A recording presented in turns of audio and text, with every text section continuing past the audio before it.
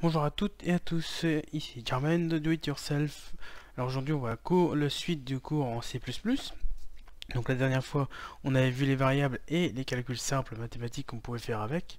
Et il me restait 2-3 choses à vous dire là-dessus. Par exemple, un calcul mathématique qu'on n'avait pas fait, c'est le modulo. Le modulo, qu'est-ce que c'est? C'est par exemple si je fais 13 modulo 4 par exemple. Le modulo veut dire le reste de la division. Donc ça veut dire qu'on fait 13 divisé par 4, ça fait 3, et il reste 1. Donc si je fais 13 modulo 4, il vous donnera 1.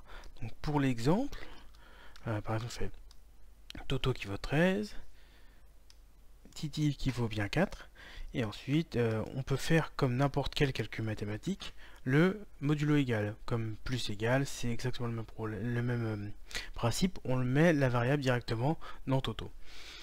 Donc là, si je compile, normalement je devrais avoir 1, puisque 13 divisé par 4, ça donne 3, plus 1, sinon ça tombe pas juste. Donc voilà, ça vous donne le reste de cette division. Modulo 1. Et il y a aussi autre chose, aussi faire attention, modulo et division, il ne faut pas confondre. Donc modulo c'est le pourcent, et la division c'est le slash. Voilà. Aussi quelque chose que je ne vous avais pas précisé, c'est que quand vous faites des calculs mathématiques en programmation, c'est exactement quand vous faites des maths classiques, le code respecte vos priorités dans les calculs. Par exemple, si vous faites une addition et une multiplication, la multiplication sera prise en priorité. Ce sera pareil pour pour les divisions, il sera pareil si vous mettez des parenthèses, les parenthèses seront respectées comme n'importe quel calcul mathématique. Et donc, ça c'est très pratique. Du coup, vous n'avez pas besoin de vous demander si votre calcul est vraiment dans le bon ordre, si vous avez respecté les conventions mathématiques, ça marchera pareil. Il y a aussi une variable qu'on n'avait pas vue, qui est la variable const. Alors la variable const, qu'est-ce que c'est? Donc déjà, ça s'écrit comme ça, const, le type de votre variable, int, par exemple, double ou float, peu importe, le nom de votre variable, lol, et le nombre que vous voulez attribuer à cette variable. Donc ce type de variable, const, qui est pour constante, veut dire que dans n'importe quel endroit du code, votre variable aura la même valeur, on ne pourra pas la changer. Si jamais on veut la changer, il gardera toujours ce nombre-là. C'est pour ça qu'elle est constante. À quoi ça peut servir? Si jamais vous avez un code complexe, ou vous êtes plusieurs développeurs, et qu'il y a une variable qui ne doit pas changer dans votre code pour une raison X ou Y, vous le mettez en const, personne ne pourra la changer après. Si par exemple, je sais pas, dans les mathématiques, vous utilisez pi, qui est 3,14, etc., vous le mettez en const, la valeur de pi ne change jamais, et du coup, personne ne pourra la modifier. Si vous utilisez, je sais pas, par exemple, vous faites un jeu vidéo, il y a un certain nombre de levels et vous voulez pas qu'il y en ait plus ou moins, vous mettez const int nombre de levels et vous l'initialisez à ce que vous voulez, 8 levels, 9 levels, et comme ça plus personne pourra le changer. C'est bien de les mettre en const quand vous voulez être sûr que rien ne change. Quelques petits trucs techniques, c'est que quand on fait plus égal, moins égal, etc., ou plus ou moins, pour les 4 exactement, on parle de incrémentation pour tout ce qui est plus égal et décrémentation pour ce qui est moins égal et moins. Donc c'est des mots qu'on utilise couramment dans la programmation. Quand on dit qu'on incrémente, c'est qu'on rajoute 1, et quand on dit qu'on décrémente, c'est qu'on retire 1.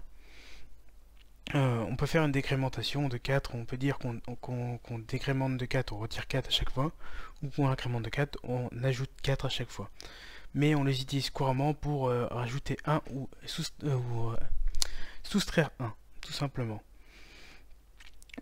Si jamais vous voulez avoir des calculs de maths plus avancés, vous pouvez faire include cmath, parce que les autres calculs qui sont plus complexes ne sont pas de base dans IOStream, pardon, déformation du C, qui sont pas de base dans IOStream. Donc on fait un include avec cmath.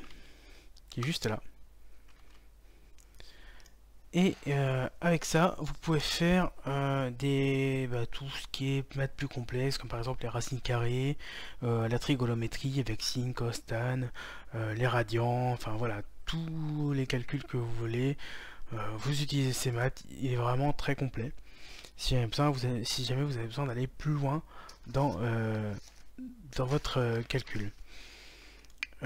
Aussi, quelque chose, par exemple, quand je fais ces maths, voilà, il me propose directement quelque chose. C'est pareil quand vous faites une variable, vous faites toto, il va vous proposer tout ce qui est en rapport avec. C'est ce qu'on appelle l'autocomplétion, quand vous faites appel à une fonction ou quoi que ce soit. Hop là. Donc l'autocomplétion, c'est quand vous commencez à taper quelque chose et comment il vous propose c'est là en l'occurrence c'est CodeBlocks, mais ça peut être n'importe quel autre IDE qui vous propose un système de recherche sur ce que vous voulez. Donc là, est-ce que vous voulez un int cst, etc. Et il vous dit ce à quoi ça correspond. Donc par exemple pour je sais pas moi, pour le int, par exemple int, il vous le propose directement. Et quand vous savez pas trop, il peut vous dire, par exemple, pour une fonction, il manque tel paramètre et il faut tel type de paramètre. Donc par exemple là, il faut un int, là, il faut une chaîne de caractères, etc. L'autocomplétion, tous les IDE ne l'ont pas, mais maintenant ils ont tendance à l'avoir en majorité. Selon les IDE que vous utilisez, c'est plus ou moins poussé. Et du coup, ça peut vous permettre d'aller plus vite déjà. Si vous faites CTRL espace, il vous fait une suite de suggestions, et plus en fonction de ce que vous tapez, il adaptera sa suggestion. Donc CTRL espace, c'est assez pratique pour activer cette autocomplétion, mais en général, elle est automatique. Quand vous tapez quelque chose, il peut vous le proposer directement.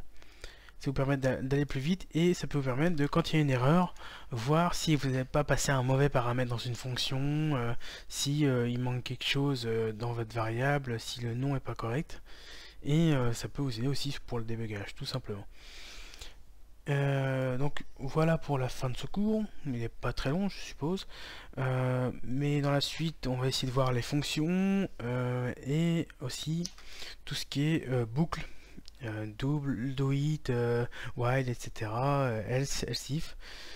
Donc d'ici là, je vous dis portez-vous bien et à la prochaine.